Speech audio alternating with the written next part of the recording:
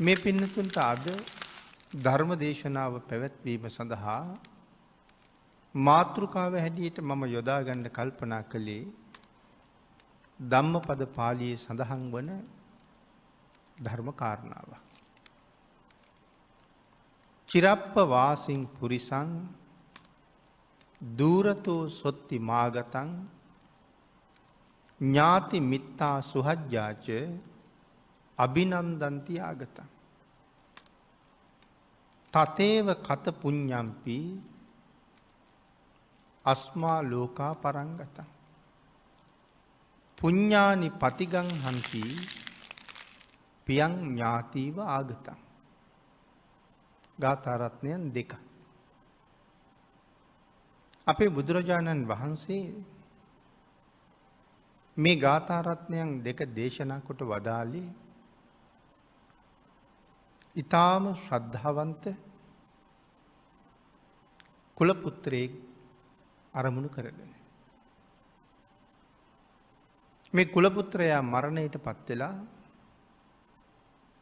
දිව්‍ය ලෝකයේ උප්පත්තිය ලබන්න નિયમિતව හිටියා.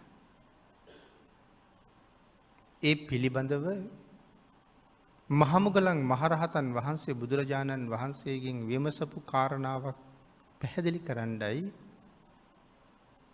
මේ ගාථා රත්නයන් දෙක දේශනා කොට වදාළේ. අපේ බුදුරජාණන් වහන්සේ ජීවමානව වැඩ හිටපු කාලේ ඒ කුල පුත්‍රයා බුදුරජාණන් වහන්සේ වෙනුවෙන් කුටියක් හදලා පූජා කළා. බොහෝ දම්පැන් පූජා කරපු කෙනෙක්. ආහාර පාන වශයෙන් නොයෙක් වස්ත්‍ර බෙහෙත් හේත් ආදී වශයෙන් බොහෝ දේවල් ජීවිතේ පූජා කරගත්තා. නමුත් දවසක් කල්පනා වුණා මෙච්චර දේවල් පූජා කරපු මට මේ ශාසනයේ බුදුරජාණන් වහන්සේ උගන්වා වදාලා බුද්ධ ප්‍රමුඛ මහා සංඝයා අරමුණු කරලා සංඝසතු කරලා දානයක් පූජා කරනවටත් වඩා සිව් දිගින් වඩින මහා සංඝයාට වැඩ ඉන්න ආරාමයක් හදලා පූජා කරන එක මහත්ඵලයි කියලා. නමුත් මගේ ජීවිතේ එහෙම පින්කමකුත් කරගන්න තිබුණා නම් කොච්චර වටිනවද කියන අදහසකට ඇවිල්ලා තමයි ඉසිපතනේ අපූර්ව කුටියක් සකස් කරන්නට යෙදුනේ. අන්න ඒ කුටිය බුදුරජාණන් වහන්සේට පූජා කරපු දවසේ මෙයා වෙනුවෙන් දිව්‍ය ලෝකේ විශාල දිව්‍ය මාලිගාවක් පහළ වුණා. මහමුගලන් මහරහතන් වහන්සේ දිව්‍ය ලෝකේ නිතර වඩින මහරහතන් වහන්සේ නමක්. ගිහිල්ලා දෙවියොත් එක්ක සාකච්ඡා කරලා ඒ දිව්‍ය සම්පත් ලබන්න මනුස්ස ලෝකේ ඉන්න කාලේ කරපු පින්කම් මොනවද කියලා අහලා ඇවිල්ලා මිනිස්සුන්ට කියලා දෙනවා. කියලා මිනිස්සුන්ගේ පින් කරන්න තියෙන උද්‍යෝගය වැඩි කරනවා. නිරයවල් වල තියෙන දුකත් මිනිස්සුන්ට මනාව පැහැදිලි කරලා දෙනවා. උන්වහන්සේට තිබිච්ච ඒ සුවිශේෂී හැකියාව නිසා බෞද්ධ නොවිච්ච අන්‍ය තීර්ථකව සංසාරයේ අසරණ වෙවි හිටපු අය වේගෙන් බෞද්ධ වෙන්න පටන් ගත්තා. බුදුන් සරණ යන්න පටන් ගත්තා. ඉතින් ඒක අන් අයට මහලොකු හිසරදයක් වුණා. ඔය කාරණාව නිසා තමයි තීර්ථකයෝ සැලසුම් කළේ මුගලන් මහරහතන් වහන්සේ අකාලී ඝාතනය කරන්න ඕන කියලා. උන්වහන්සේගෙත් සංසාරයේ එළඹිච්ච කරුමයක් තියෙනවා. නමුත් අනිත් අය වේගෙන් බුදුන් සරණ යන නිසා මේ මහා ශ්‍රාවකයා අපේ හැම ආගමකටම විශාල හිරිහැරයක් බවට පත් වෙනවා කියලා ඒගොල්ලෝ හිතලා තිබ්බා. ඉතින් ඒ වගේ උන්වහන්සේ දෙව්ලොවත් වඩිනවා, නිරය තොරතුරුත් ගෙන හැර දක්වනවා, නිරය පිළිබඳව බය ඇති කරනවා, සුගතිය පිළිබඳව සිත පිහිටවනවා. එහෙම කටයුතු කරපු මහා ශ්‍රාවකයන් වහන්සේ නමක්. එක දවසක් දිව්‍ය ලෝකේ වැඩම කරලා දෙවියොත් එක්ක කරුණු සාකච්ඡා කරගෙන එනකොට විශාල දිව්‍ය මාලිගාවක් ළඟ නතර වුණා. ටික වෙලාවක් යනකොට ඒ මාලිගාවෙන් දිව්‍යාංගනාව ඇවිල්ලා වන්දනා කරලා කතා කළා.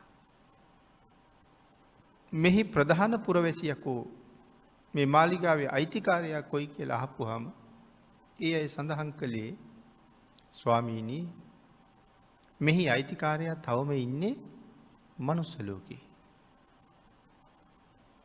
ඔහු එනකන් තමයි අපි මෙහාට වෙලා බලාගෙන ඉන්නේ. ස්වාමීනි මේ කුලපුත්‍රයාගේ නම නන්දිය. ස්වාමීනි නන්දියට ගිහිල්ලා කියන්න. නන්දිය දෙව්ලොව එනකන් අපි බලාගෙන ඉන්නවා කියලා. ස්වාමීනි නන්දියට කියන්නේ මනුස්ස ජීවිතය කියලා කියන්නේ මැටි බඳුනක් වගේ එකක්. දිව්‍ය ආත්මයක් කියලා කියන්නේ රන් බඳුනක් වගේ දෙයක්. මැටි බඳුන පසෙ කළා වහ රන් බඳුන වැළඳගන්න එන්න කියලා නන්දියට කියන්න. එහෙම ඉල්ලීමකුත් කරනවා. ඉතින් තව දෙවිවරුත් එක්ක කතා කළා. ඒ අය දිව්‍ය ලෝකේ ආපු හැටි කොහොමද කියලා අහනවා. ඉතින් සමහර අය කියන්නේ ස්වාමීනි අපි දිව්‍ය ලෝකේ එන්න මනුස්ස ලෝකේ ඉන්න කාලේ පූජා කළේ කැකිරි ගෙඩියක් කියලා. වෙන දෙන්න දෙයක් නැතුව පූජා කරලා තියෙන කැකිරි ගෙඩියක්. ඒක එකපාර කියන්නෙත් නෑ. බොහොම ලැජ්ජයි කියන්නේ. නමුත් රහතන් වහන්සේ නමක් අහපුවාම උත්තර නොදී ඉන්න බැරි හින්දා කියනවා. තව කෙනෙක් පූජා කරලා තියෙන්නේ තිඹිරි ගෙඩියක්. තව කෙනෙක් පූජා කරලා තියෙන්නේ බොරළු දමන ගෙඩියක්. ඒ වගේ සුළු පූජාවක් තමයි කරලා තියෙන්නේ. ඉතින් එතකොට සමහර වෙලාවට මේ ධර්ම කාරණාව අහගෙන ඉන්න අයට හිතෙන්න පුළුවන් එහෙනම් මෙච්චර සාංගික දන් පූජා කරලා අටපිරිකර පූජා කරලා ඉන්න අපිට තව මොකටද අමුතුවෙන් පින් කරන්න වෙන්නේ කියලා. සුගතියට යන්න. ඒ කැකිරි වලට වඩා කොච්චර වටින දේවල් පූජා කරලා තියෙනවද අපි? එහෙම හිතලා කටයුතු කරන්න පටන් ගත්තොත් අපි මුලාවටපත් වුණා තමයි වෙන්නේ. එතකොට ඒගොල්ලන්ට පුළුවන් නම් කැකිරි පූජා කරලා යන්න සුගතියට අපිට බැරි වෙන්නේ ඇයි කියන ප්‍රශ්නෙටත් උත්තරයක් හොයන්න ඕනේ. ඔකට අපි සරලවම මෙහෙම කිව්වොත් දැන් පහුගිය කාලෙත් ලංකාවට මලල ක්‍රීඩාවලින් රම් පදක්කම් හුඟක් ලැබුණා. නමුත් ඒ පදක්කම් දිනාපු ක්‍රීඩකයෝ ක්‍රීඩිකාවෝ ජාත්‍යන්තර ක්‍රීඩා පිටියට ගිහිල්ලා කරපු වැඩේ අපි ගෙනහිල්ලා එතන තිබ්බොත් අපිට කරන්න පුළුවන්ද? අපිට කරන්න බැරි හේතුවක් තියෙනවා. හේතුව තමයි අපි ඒ සඳහා විශේෂ පුහුණුවක් ලබලා නැහැ. ඒ අය පොඩි කාලේ ඉඳලා පුහුණු වෙලා තමන්ගේ ශාරීරියේ විවිධ ආකාරයෙන් ඒ සඳහා සකස් කරගෙන තමයි එතෙන්ට ගිහිල්ලා තියෙන්නේ. ඒ හින්දා ඒගොල්ලෝයි අපි මේ වැඩේ කරන්න ගියොත් තියෙන්නේ ලොකු වෙනසක්. ඒ වගේ තමයි මේ ජීවිතයේ මොන යම්ම හේතුවක් නිසා හෝ වෙනම දුප්පත් වෙලා ඉපදිලා පූජා කරගන්න දෙයක් නැතුව තමයි කැකිරි ගෙඩියක් පූජා කළේ. හැබැයි මේ පූජාව කරනකොට ඒගොල්ලෝ ළඟ මනාව සිල් තියෙනවා.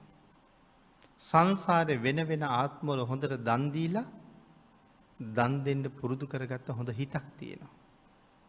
ඒ පුරුද්ද නිසා මනා වූ සීලයක් තියෙන නිසා සිල්වතුන් උදෙසා ඒ සුළු පූජාව හා කරපු නිසා ඒගොල්ලන්ගේ පින්කම බොහොම ප්‍රබලයි.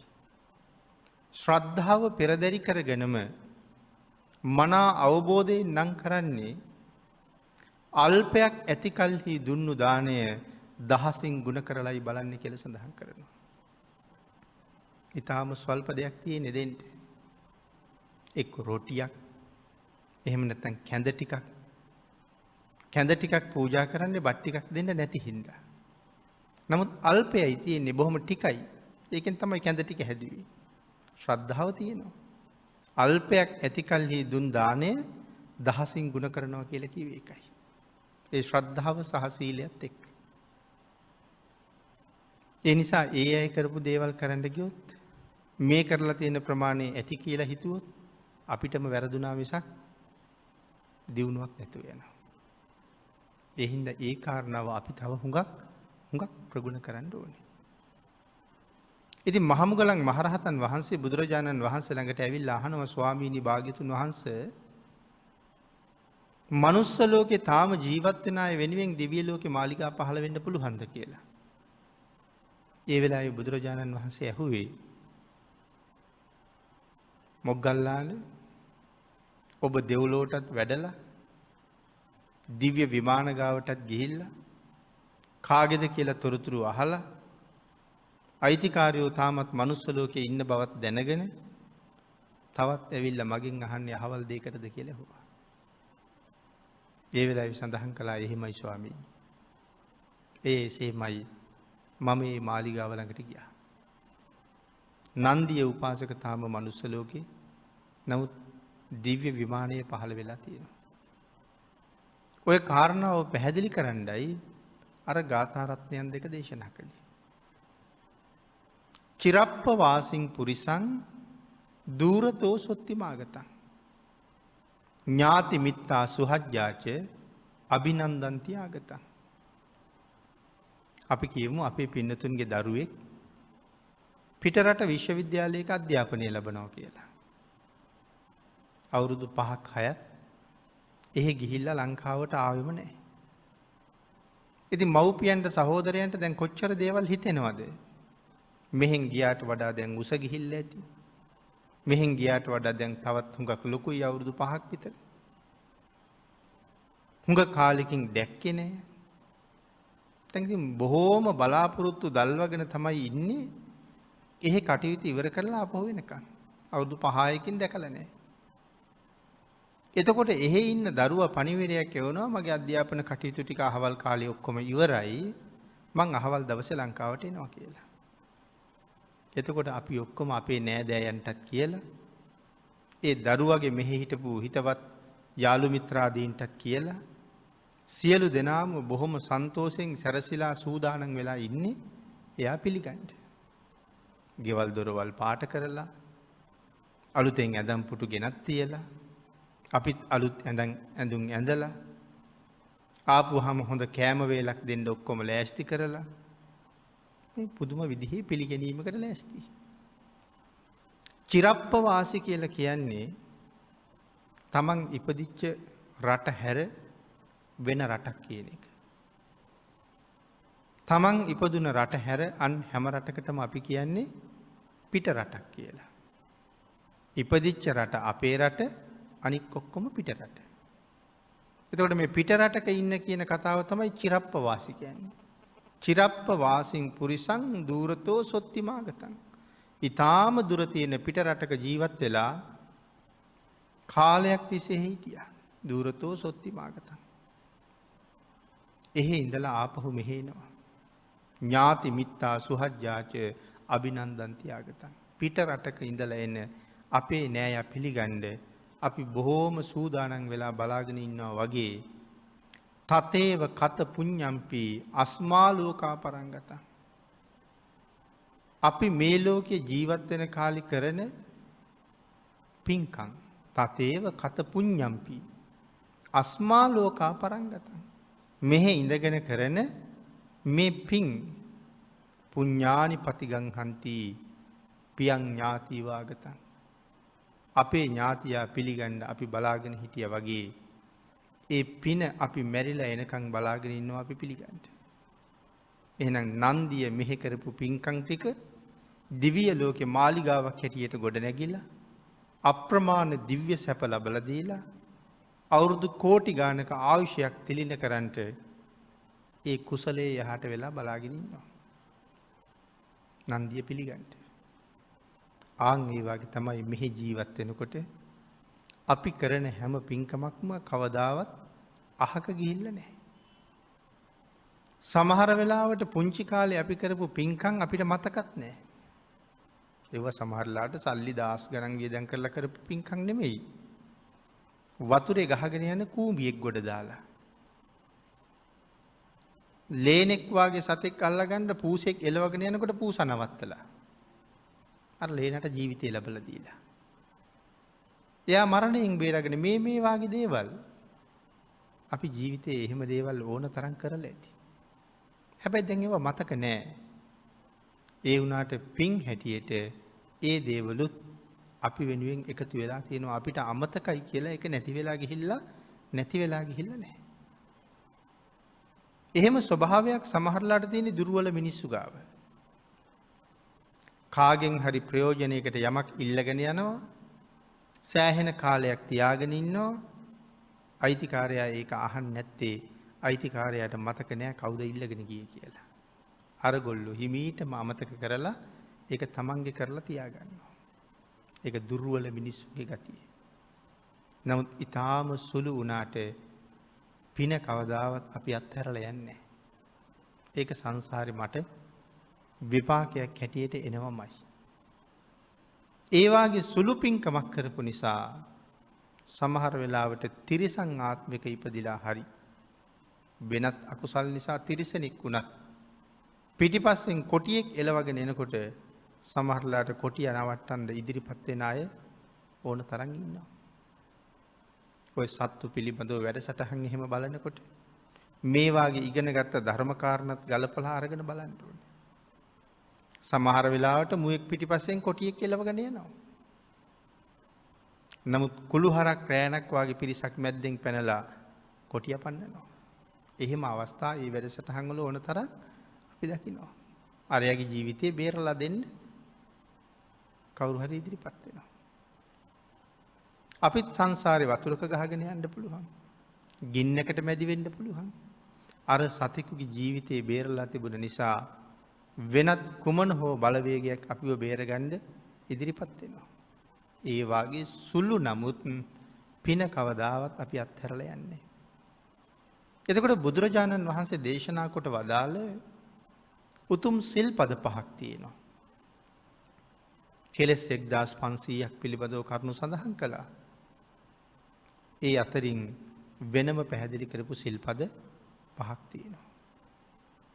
පාණාතිපාතා, අදින්නාදාන, කාමේසු මිච්ඡාචාරා, මුසාවාදා, සුරාමේරය.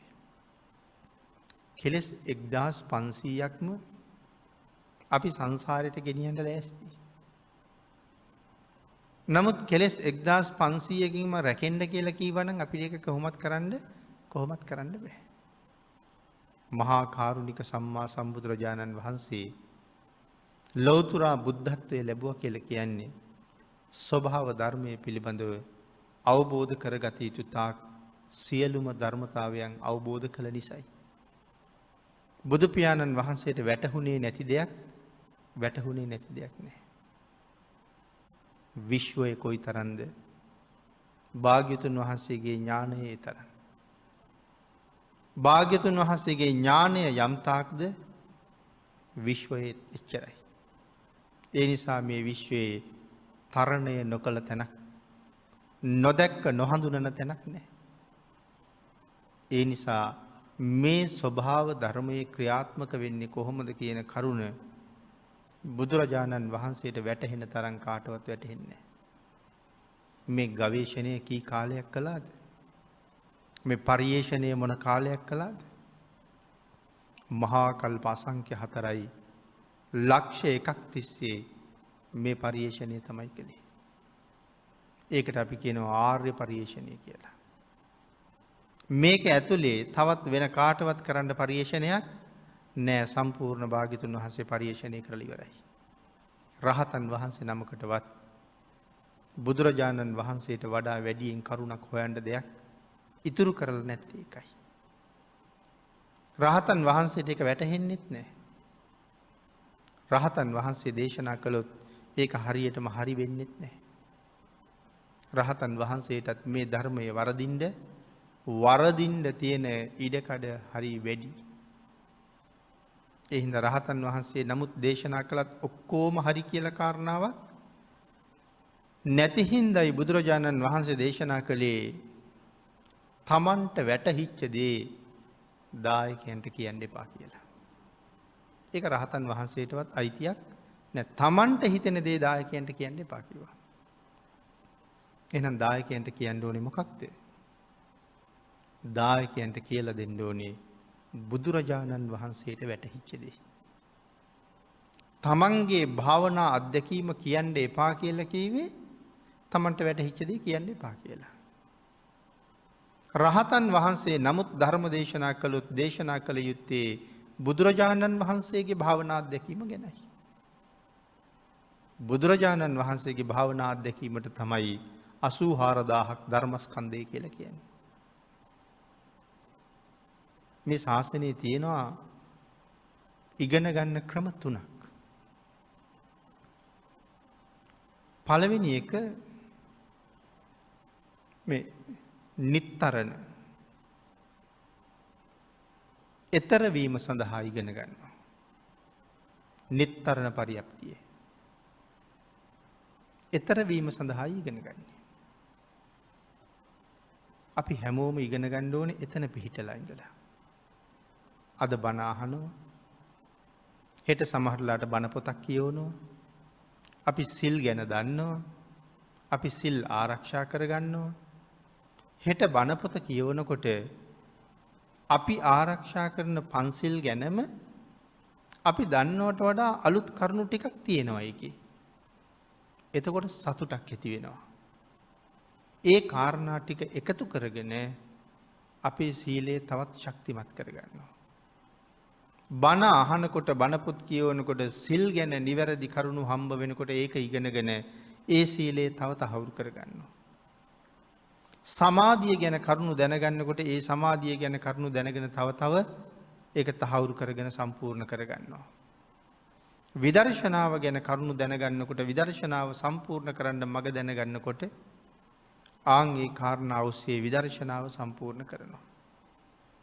එහෙනම් සිල් සම්පූර්ණ කරගෙන සමාධිය සම්පූර්ණ කරගෙන විදර්ශනාව සම්පූර්ණ කරගෙන මේ කොහාටද යන්න හදන්නේ? ඊතර වීම සඳහා නිත්තරණ පරියප්තිය. තව ක්‍රමයක් තියෙනවා බණ්ඩාගාර පරියප්තිය. මොකද මේ බණ්ඩාගාර පරියප්තිය කියලා කියන්නේ? අහන ධර්මය මනාව තහවුරු කරගෙන ධාරණය කරගන්නවා. දැනගෙන රැස් කරගන්නවා. භාණ්ඩාගාරගත කරගන්නවා. බණ්ඩාගාර පරියප්තිය. ඒ කියන්නේ රහතන් වහන්සේලාගේ ඉගෙන ගැනීම. ඒකත් මෙතෙන්ට තමයි අයිති වෙන්නේ. රහතන් වහන්සේලාත් එතකොට ඉගෙන ගත්තද? රහතන් වහන්සේලාත් ඉගෙනගෙන තියෙනවා. ඒකට ඒක උදාහරණයක් මිහිඳු මහරහතන් වහන්සේ. මිහිඳු මහරහතන් වහන්සේ කියලා කියන්නේ දීප චක්‍රවර්ති මහ රජෙක් වෙන්න හිටපු කෙනෙක්. ධර්මාශෝක මහරජුරුවන්ගෙන් පස්සේ අනිවාර්යයෙන්ම ජම්බුද්දීපේ මහරජුරුව. ජම්බුද්දීපේට රජ වුණා කියලා කියන්නේ දීප චක්‍රවර්ති. මහාන වෙන කාලේ වෙනකොටත් මහින්ද කුමාරයා ජම්බුද්දීපේ යුව රජුරුව. එතකොට මේ මිහිඳු මහරහතන් වහන්සේ කියලා කිව්වට මේ සාමාන්‍ය කෙනෙක්ද මේ පැත්තෙන් බැලුවා? ඒකාන්ත මහරජෙක්. නමුත් සංසාරේ කොච්චරනම් පින් තිබුණද තාත්තගෙන් අවසර අරගෙන පැවිදි වෙනකොට තාත්තගේ කැමැත්තට අනුව පැවිදි කරන්න හිස බාන අතරි චීවරේ පොරවන්නත් කලින්ම සිව්පිලි සිඹියාපත් මහරහතන් වහන්සේ නමක් බවට පත් වෙනවා. තාම කෙස් බානවා. එහෙම රහත් වෙන්න පින් තිබිලත් අවුරුදු 3ක් මහරහතන් වහන්සේලා යටතේ ත්‍රිපිටකය ඉගෙන ගන්නවා.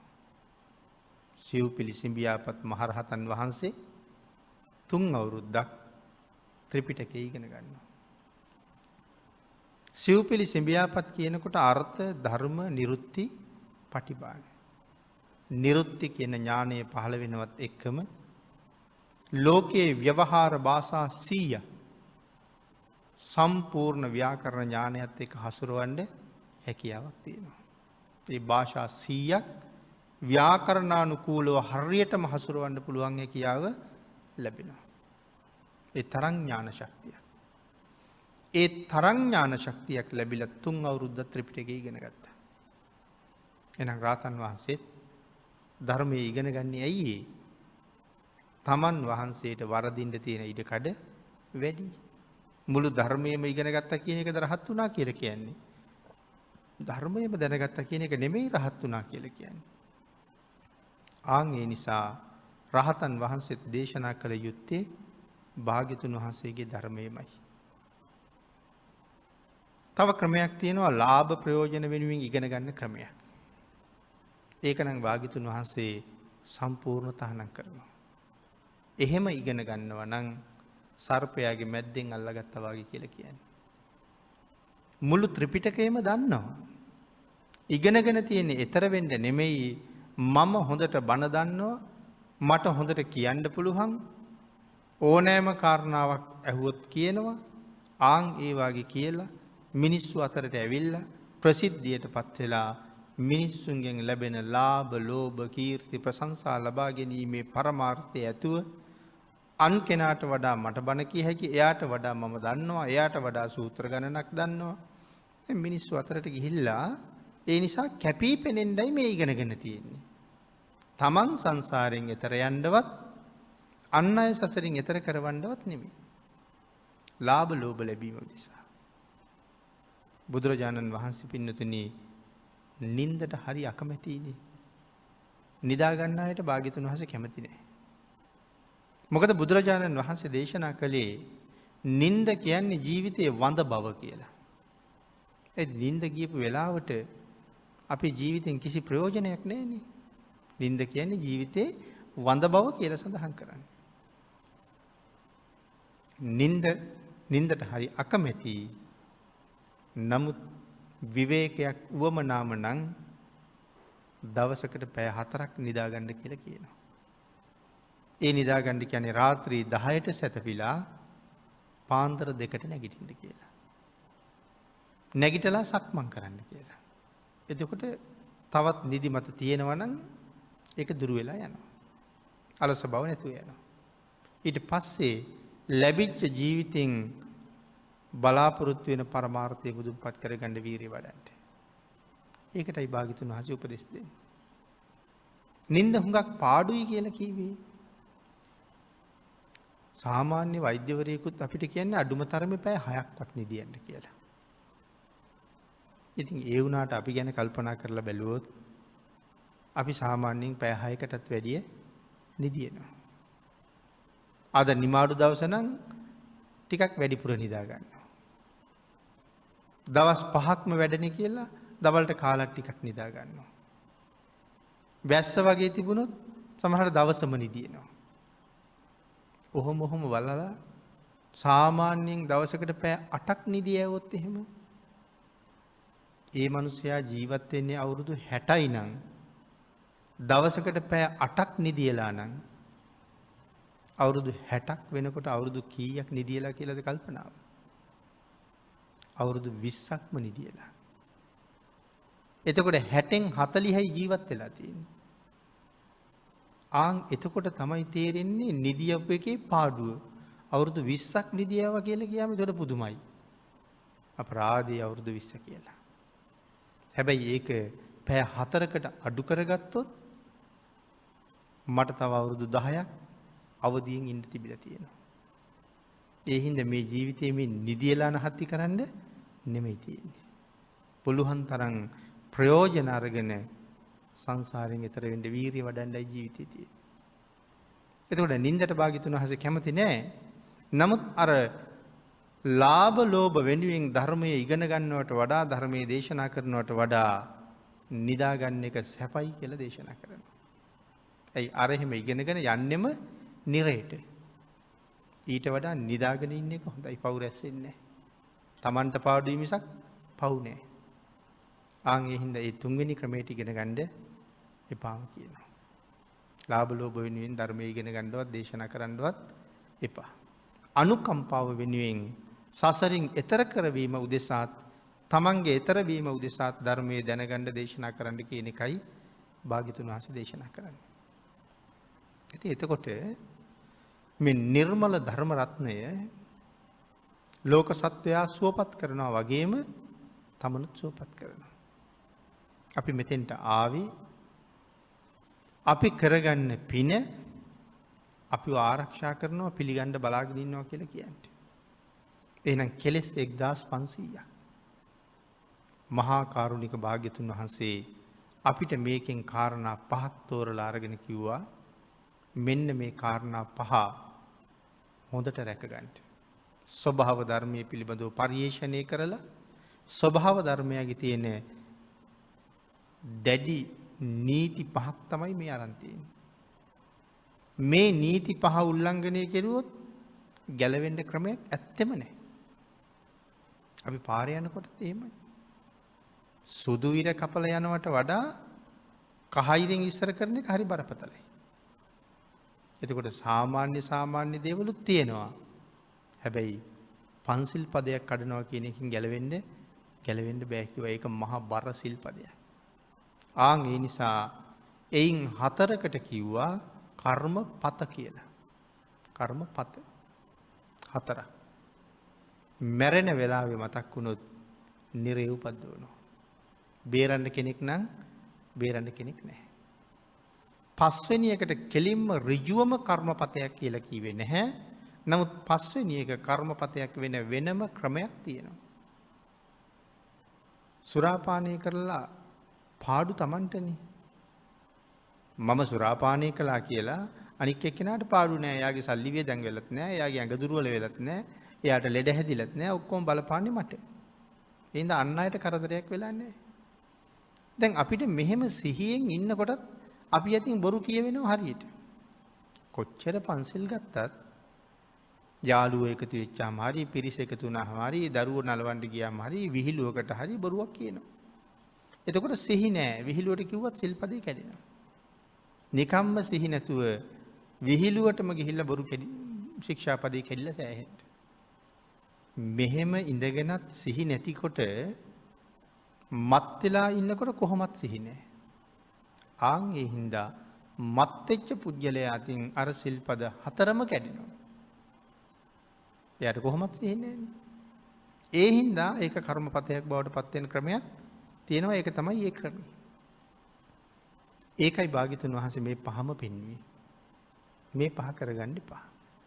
යමෙක් තවමත් මේ සිල්පද පහ ආරක්ෂා කරගන්න සූදානමක් නැත්තම් ඔහු නිරයෙන් බේරගන්න කෙනෙකුත් නැහැ. මරණ මංචකයට වෙලා කොයිතරම් අඬ කෑ ගැහුවත් මොනතරම් බේරගන්න කියලා ඉල්ලීම් කළත් අනික් අයටත් තියෙන බලාගෙන අඬන්න මිසක් බේරන්න ක්‍රමයක් නැහැ. බේරෙන්න ඕන නම් තමන් සිල්පද පහ ආරක්ෂා කරගන්න වීරිය වඩන එකයි තියෙන්නේ.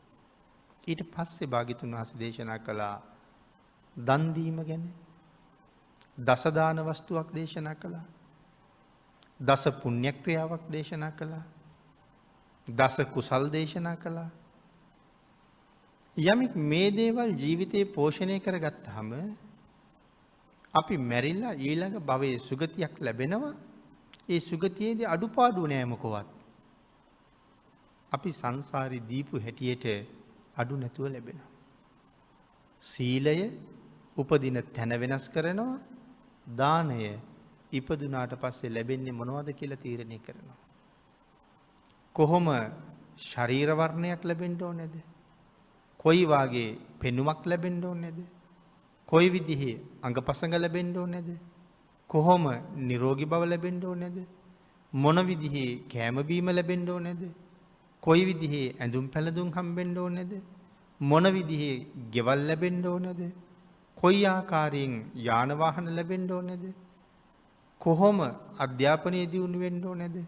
දක්ෂ බව කොහොම ඇති වෙන්න ඕනේද? මේ ඔක්කොම අපට තීරණය කරලා දෙන්නේ කවුද? මේ සංසාරේ පෙර භවවල අපි කරගත්ත කුසල්. ඒකට තමයි දස දාන වස්තුවක් දේශනා කළේ. මේ 10ම සම්පූර්ණ කරගන්නයි දේශනා කරලා තියෙන්නේ. විටින් විට 10ම සම්පූර්ණ කරගන්න. එතකොට ඊළඟ භවයේ මොකවත් අඩු නම් අඩු නෑ, පාඩු නෑ, නෑ කියලා නෑ, බෑ කියලා දෙයක් නෑ. සියල්ල සම්පූර්ණ වෙලා. ඉතින් අපේ අය එකක් ගානේ හොයන්නේ මේ දේවල් කරාම මොනවද ලැබෙන ආනිසංස? ආහාර දන් දුන්නාම ආයුෂය, වර්ණය, සැපය, බලය, ප්‍රඥාව ලැබෙනවා කියන්නේ. ඒ අතර වස්ත්‍ර දන් දුන්නාම අන්නදෝ බලදෝ හෝති වත්තදෝ හෝති වන්නදෝ. වෙනම වස්ත්‍ර දන් දුන්නාම හම්බ වෙන්නේ ඊටාම ලස්සන වර්ණ සම්පත්තිය. වස්ත්‍රත් හම්බ වෙනවා, වර්ණයත් හම්බ වෙනවා. ඇඳුම් දන් දුන්නාම.